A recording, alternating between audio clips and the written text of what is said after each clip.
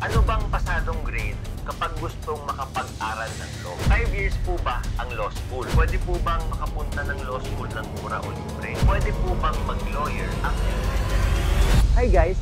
Welcome back sa episode 2 ng ating bagong video series na #AskPMA, kung saan sasagutin natin ang mga tanong ninyo sa comment section, sa Instagram at sa TikTok. Para sa mga bago, ako nga pala si PMA, isa akong government litigation lawyer dito sa Pilipinas. And sa channel natin na to, we talk about law and career growth for young professionals and aspiring lawyers galing sa isang millennial audits na kagaya ko. So, first question, ano bang pasadong grade kapag gustong makapag-aral ng law? Well, depende yan sa law school. Pero kasi kadalasan, hanggang 75% goods na yan. Maliban na lang siguro sa mga law school na mas mataas yung quota, kagaya sa UP.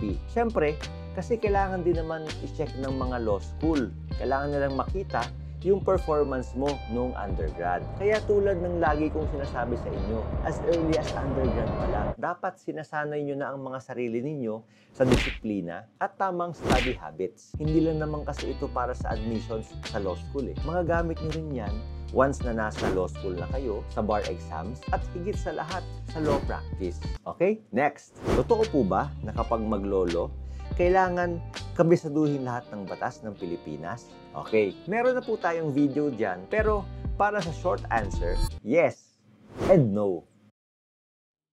Po?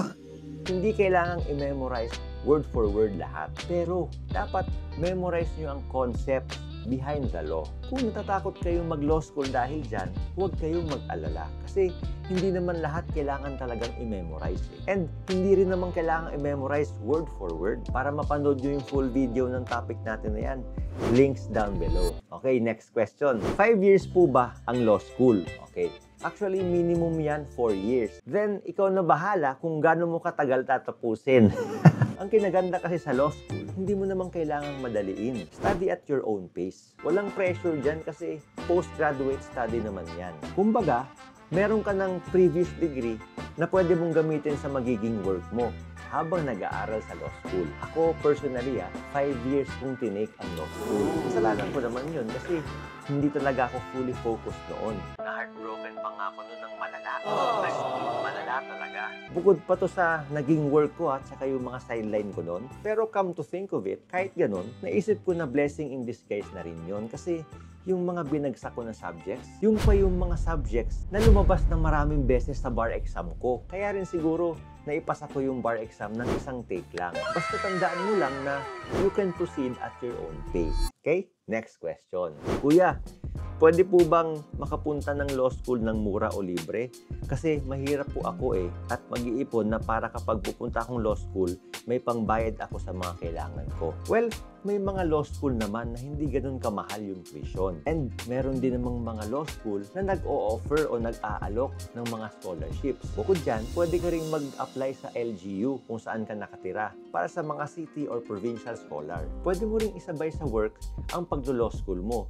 Kung talagang gusto mo yun nga lang, medyo challenging yun. Saka may masasacrifice talaga sa buhay mo. Isa rin kasi advantage kung mag-work ka, lalo sa government Meron kasi mga programs ang government para sa mga further studies. And may mga special leaves pa yan, kagaya ng mga study leave na napaka-useful. Kunwari magre-review ka na para sa bar exams. Pero syempre may kapalit din yun. Hindi ka pwedeng basta-basta na lang umalis sa government office na yun kasi kailangan mo pang mag-render ng service doon for a certain number of years. And also, hindi lahat ng government work ay ganyan. So better inquire first. Pero para sa akin hindi advisable na maglo-law school ka kung hindi naman buo yung loob mo tapos may problema ka rin sa finances. Kasi to be honest, magastos din talaga mag-law school. Kaya dapat ready ka financially. Okay? Next question. Pwede po bang mag-lawyer ang elementary teacher? Well,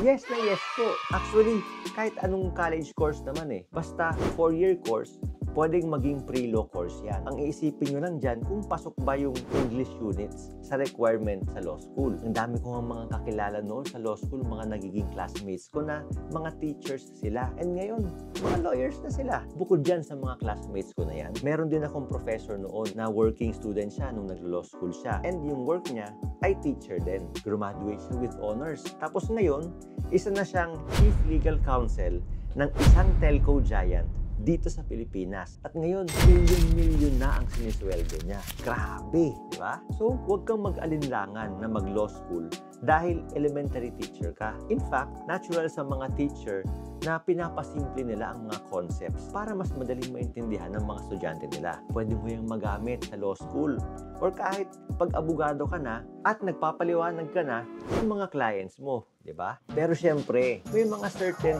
pre-law courses yan na para sa opinion ko ay best pre-law courses. Para magka-idea kayo, i-share nyo yung video na to, tapos panoorin nyo yung video na to.